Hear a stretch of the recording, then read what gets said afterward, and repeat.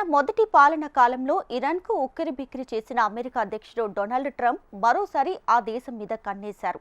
అణ్వాయుధ తయారీకి సిద్ధమవుతున్న ఇరాన్పై గరిష్ట ఒత్తిడి తీసుకొచ్చేలా మళ్లీ కఠిన విధానాల అమలుకి ఆయన గ్రీన్ సిగ్నల్ ఇచ్చారు.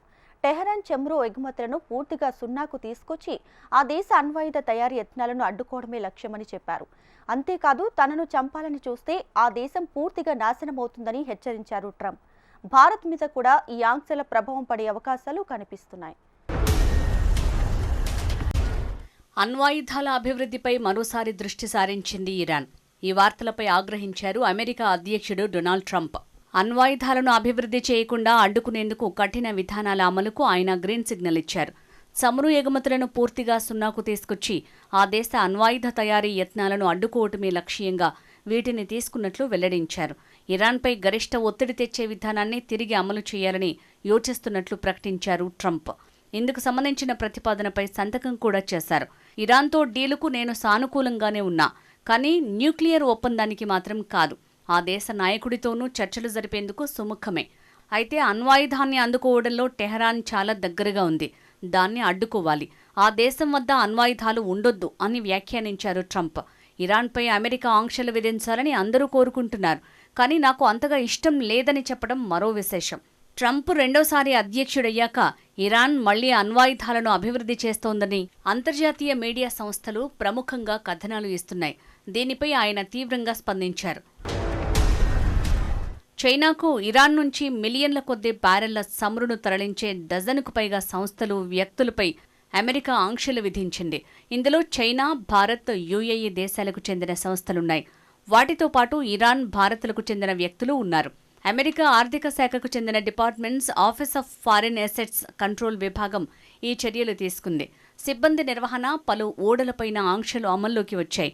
చమురు నుంచి నిధులతో ఇరాన్ అణ్వాయుధాల తయారీకి ఉపక్రమించిందని, బాలిస్టిక్ క్షిపణులను తయారు చేస్తోందని అమెరికా ఆరోపిస్తోంది. ఇరాన్ చమురు ఎగుమతుల కఠిన ఆంక్షలు అమలు చేసే విషయంలో గత బైడెన్ సర్కార్ విఫలమైందని ట్రంప్ దుయ్యబట్టారు. బైడెన్ చర్యల వల్ల చమురు విక్రయించి ఆ సొమ్ముతో అణ్వాయుధ తయారీ నిధులు సమకూర్చుకునేలా టెహ్రాన్కు అనుమతులు దక్కాయని మండిపడ్డారు. అయితే తాజా మెమోలో ఇరాన్పై ఎలాంటి ఆంక్షలు ఉండబోతున్నాయి అన్నది ఇంకా స్పష్టంగా తెలియరాలేదు. మరోవైపు ఇజ్రాయెల్తో కలిసి ఇరాన్ను దెబ్బతీసేందుకు అమెరికా పనిచేస్తోందంటూ వచ్చిన వార్తలను తోసిపుచ్చారు డొనాల్డ్ ట్రంప్. ఇజ్రాయెల్ ప్రధాని బెంజమిన్ నెతన్యాహుతో ట్రంప్ భేటీ అనంతరం ఈ ఊహాగానాలు మొదలయ్యాయి. కాగా ఓవైపు ఇరాన్ కట్టడికి వ్యూహరచన చేస్తూనే మరోవైపు ఆ దేశంతో చర్చలకు సిద్ధమనే సంకేతాలను పంపుతున్నారు డొనాల్డ్ ట్రంప్. ఇరాన్ కూడా అమెరికాతో చర్చలకు సిద్ధమవుతోందనే ప్రచారం జరుగుతోంది.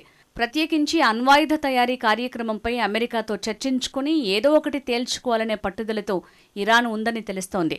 ఈ క్రమంలోనే విదేశాలకు అందించే సాయాన్ని ట్రంప్ నిలిపివేయటాన్ని ఇరాన్ స్వాగతించింది.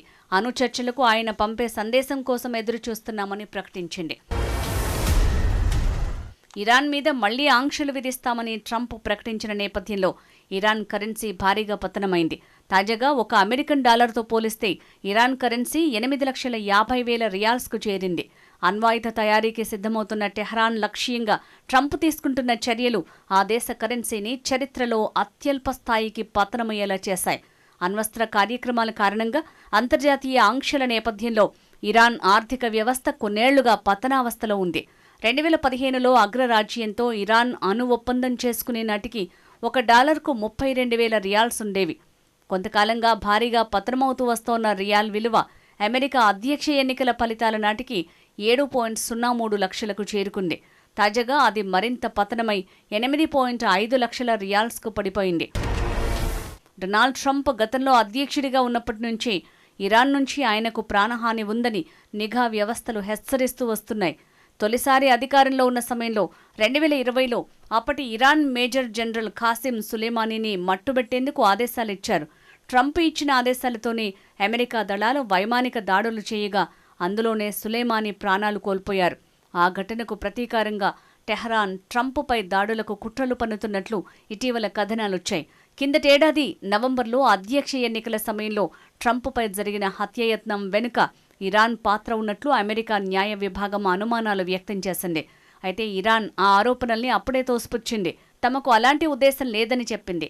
ఇరాన్ తనను హత్య చేయటానికి కుట్ర పన్నితే ఆ దేశం పూర్తిగా నాశనమవుతుంది, ఏమీ మిగలదు అని ట్రంప్ హెచ్చరించారు. నన్ను చంపాలని చూస్తే మీ నాశనాన్ని మీరు కోరుకున్నట్లే. నన్ను హత్య చేస్తే ఇరాన్ను సమూలంగా నాశనం చేయాలని ఇప్పటికే నా అడ్వైజర్లకు ఆదేశాలిచ్చా అని వ్యాఖ్యానించారు.